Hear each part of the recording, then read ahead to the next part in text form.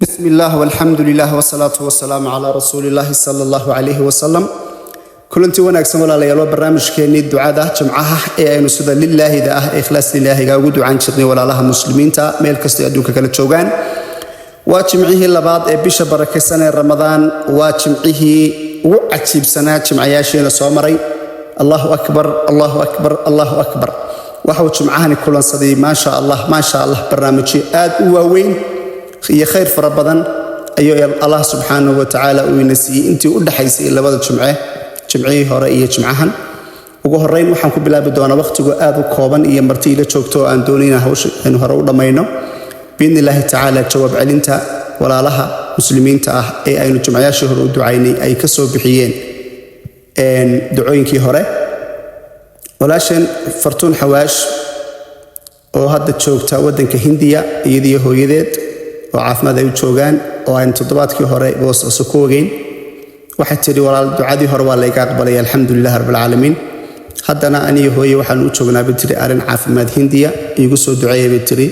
oo aaminta ay dhaha walaalaha muslimiinta ah hooyaday oo hurdo la'aan ay imka hayso xanuunka hurdo la'aanta ku dhacay dhibta hurdo la'aanta haysato in Allah subhanahu wa ta'ala uu hurdadiisa iyo biidnillaahi ta'ala guud ahaan caafimaadka hooyada caafimaadiyo oo Ilaahay caafimaadka siiyo. walaalayaal waxaanu leenahay hooyadaas Ilaahay subhanahu wa ta'ala ha caafiyo dhammaan ummadda muslimiinta ah ee xanuunsanaysa meel kasta adduunka ka joogaan. waxaan Allah subhanahu wa ta'ala uga baryaynaa caafimaad degdeg ah biidnillaahi ta'ala, caafimaad degdeg ah Ilaahay subhanahu wa ta'ala inuu siiyo oo Ilaahay subhanahu wa ta'ala uu caafiyo isaga awood u leh qof kasta oo xanuunsanaya nooc doona xanuunkiisa ha ahaadee. sidoo kale waxayna inala soo xiriiray oo telefoon toos ah inoo soo dirtay maama Kayf Maxamed oo joogta xaafadda Soos ama suuqa xoolaha ee magaalada Muqdisho. maamadani waxay noo sheegtay iyadana ducooyinkii hore in Ilaahay subhanahu wa ta'ala uu aqbalay, haddana ay codsanayso in loo sii kordhiyo iyada iyo dhammaan walaalaha muslimiinta ahba. walaalayaal waxaynu toddobaadka leenahay inta xanuunsanaysa Allah subhanahu wa ta'ala waxaan uga baryaynaa caafimaad degdeg Ilaahay subhanahu wa ta'ala inuu siiyo. xanuunkii soo marayna Ilaahay subhanahu wa ta'ala uga dhigo mid dambi dhaaf Ilaahay subhanahu wa ta'ala uga dhigo. inta qoysaskoodu ay kala maqan yihiin walaalo badan ayaa jira oo qoysaska ay kala maqan yihiin oo arrimo badan oo mashaakil adduunyo sheeganaya. Ilaahay subhanahu wa ta'ala waxaan uga baryaynaa qoysaska kala maqan Allah subhanahu wa ta'ala inuu mideeyo isku keeno. inta shaqo la'aantu ay haysato iyo inta ciriiriga arsaaqada ka cabanaysaba Ilaahay subhanahu wa ta'ala waxaan uga baryaynaa arsaaqad waasica Ilaahay inuu siiyo. inta muraadada kala duwan leh Ilaahay subhanahu wa ta'ala waxaan uga baryaynaa qof kasta in muraadkiisa uu siiyo. qof kasta barnaamijkan marka uu soo gaaro ducada aaminta ku darsana Ilaahay subhanahu wa ta'ala waxaan uga baryaynaa isagana Ilaahay subhanahu wa ta'ala inuu qofkaasna muraadkiisa oo aan macsi lahayn Ilaahay subhanahu wa ta'ala uu midigta ka saaro. sidoo kale waalidiin fara badan ayaa waxay si gaar ah u codsanayaan in lagu duceeyo caruurtooda. waxaan si kal iyo laab ah ikhlaas lillahi Allah subhanahu wa ta'ala saacada ijaabada ah iyo daqiiqada afku uu taagan yahay aan Allah subhanahu wa ta'ala uga baryaynaa inuu maxabbo iyo kalgacayl dhex dhigo hooyooyinka iyo caruurtooda, aabayaasha iyo caruurtooda, xaasaska iyo sawjadkooga, sawj kasta iyo xaaskiisa, qoysaska oo dhan dhammaan xubnaha qoysaska Ilaahay subhanahu wa ta'ala inuu maxabbo iyo kalgacayl iyo isfaham u dhex dhigo dhammaan qoysaska muslimiinta ah. Ilaahayna subhanahu wa ta'ala qaraabada uu ka dhigo kuwa xiriiriya ee fahma xagga qaraabada ay ku leedahay oo xuquuqda qaraabada ay ku leedahay aad bay u weyn tahay, laakiin shayaadiinta ayaa fasahaadiya oo ka dhex abuura fidmooyin. Ilaahay subhanahu wa ta'ala waxaan uga baryaynaa dhammaan muslimiinta in qalbiyadooda uu mideeyo, qalbiyadooda isku saafi gareeyo, qalbiyadooda ay ka dhigaan dad uu ka dhigay Ilaahay subhanahu wa ta'ala kuwa mid ah biidnillaahi ta'ala. walaalayaal waxa kaloo farxad inoo ah waxa aynu ballan qaadnay taakulayntii Ramadaanta in aynu insha Allah ta'ala jimcahan bixinayno. marka shalay gelinkii dambe ilaa xalay ilaa maanta ayaanu wadnay. Allah subhanahu wa ta'ala waa nagu asturay. Ilaahayna subhanahu wa ta'ala wuu barakeeyay. wallaahi waxa aan la kulmay mucjisooyin aad u waaweyn. sadaqadu way socotay si aan xal lahayn baan u waday oo aan u bixinay anigu xaggana si aan xal lahayn uga socotay. Allahumma salli ala Muhammad. walaalo waxay dareemeen barakada ay leedahay sadaqada iyo wanaagga ay leedahay oo qisooyinka iyo arrimaha ay soo tabinayaan aad baad ugu farxaysaa ma sha Allah tabaarakallah. aad baad ugu farxaysaa waxay nagu dhiirigelinaysaa inaan sii laba jibaarno bixinta sadaqada ilaahayna subxaanahu wa tacaala 10 jibaarkii iyo 100 jibaarkii aan sheegaynayba ilaahay subxaanahu wa tacaala waxaan uga baryaynaa hadda kun inuu ilaahay u jibaaro kun biidnillaahi tacaala kun jibaar in allah subxaanahu wa tacaala uu siiyo oo maal aan dhammaanin iyo isku filnaansho ilaahay subxaanahu wa tacaala uu siiyo meeshay ka soo saaraan walaalayaal sidii aynu ballan qaadnay walaaluhu waxa ay sadaqada ka soo kala bixiyeen meel kasta oo Soomaali ay joogto dal iyo dibad geeska Afrika guud ahaan gaar ahaan Kenya Djibouti Ethiopia guud ahaan Soomaaliya gobolada bartamaha iyo koonfurta oo si fiican looga bixiyay Puntland oo laga soo bixiyay sadaqada si fiican looga bixiyay Somaliland iyo guud ahaanba inta daafaha adduunka ku nool meel kasta Soomaaliya ku nooshahayba qaarad kasta waa laga soo diray intii ilaahay subxaanahu wa tacaala uu calaf ugu daray inay la baxaan ayaa ka soo diray in kale ilaa hadda ayay wadaan marka qaybtii hore ayaynu soo gabagabaynay walaalayaal ilaahayna subxaanahu wa tacaala wuu barakeeyey waxaynu u kala saarnay sadaqadii qayb sadaqa joogto ah aynu ka dhignay oo bisha Ramadaanba aynu doonaynay inay noo socoto maadaama waxayna isku dardarsanay calaa karaan qof kastaaba wuxuu bixin karayay ka 10,000 oo shilin bixin kara ka $1 bixin kara ka 10,000 bixinaya 10,000 100,000 sidoo kale Kenya 100 Kenyaanka 500,000 iyo ka badanba dollarka $10 $5 $1 $100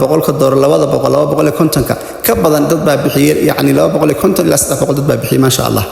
qof kasta cala karaankiisii ayuu bixiyay waynu isku dardarsanay sadaqadii oo dhan kadibna ilaahay subxaanahu wa tacaala baan u bandhignay ilaahayna wuu inaga aqbalay subxaanahu wa tacaala uu barakeeyay waxaanu ka dhignay qayb sadaqa joogta oo bisha Ramadaan noo soconaysa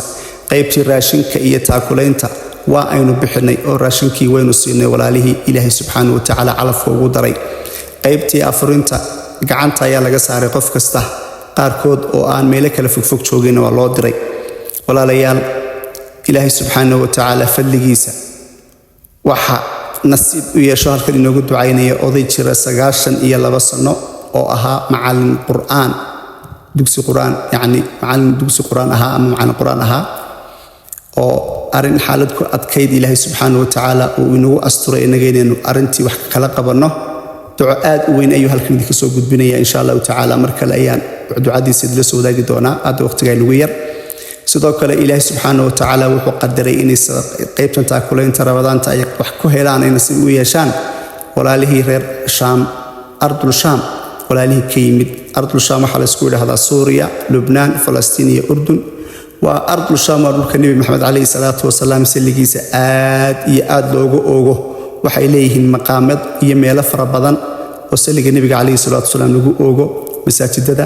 xalqado badan bay sameeyaan الله سبحانه وتعالى هو غرغارو دمان وها بركيه دمان reer Shaam reer Falastiin ilaahay subhanahu wa ta'ala hau gargaaro sidoo kale waxa ilaahay subhanahu wa ta'ala inagu maamuusay walaalihii soo muslimay inaynu karaamayno oo aynu maamuusno oo aynu soo dhaweyno oo aynu qaarkood guriyo muslimiina u dhisno oo u yeegleelno oo cidii ay calmadeen aynu isu guurino nimcadaasna walaalayaal ilaahay subhanahu wa ta'ala fadligiisa ku ahaatay ilaahayna wada jirkeena iyo qalabteena wada jirtay subhanahu wa ta'ala wuu inagu barakeeyay walaalayaal ilaahay subhanahu wa ta'ala waxa inooga bariyaa qof kasta oo muslim ah oo ka qayb qaatay sadaqadaas iyo qof kasta oo qaybta labaad oo ah 10ka dambe khayrka badan iyo farxadda ciida qaybtaan ugu talagalina ka qayb qaata ilaahay subhanahu wa ta'ala waxa inooga bariyaa farxad aan dhamaan ilaahay subhanahu wa ta'ala inuu siiyo بركة إيا أرساقد واسعة إلهي سبحانه وتعالى إن أصيه إلهي سبحانه وتعالى وحين أقبرينا ميل كستو أي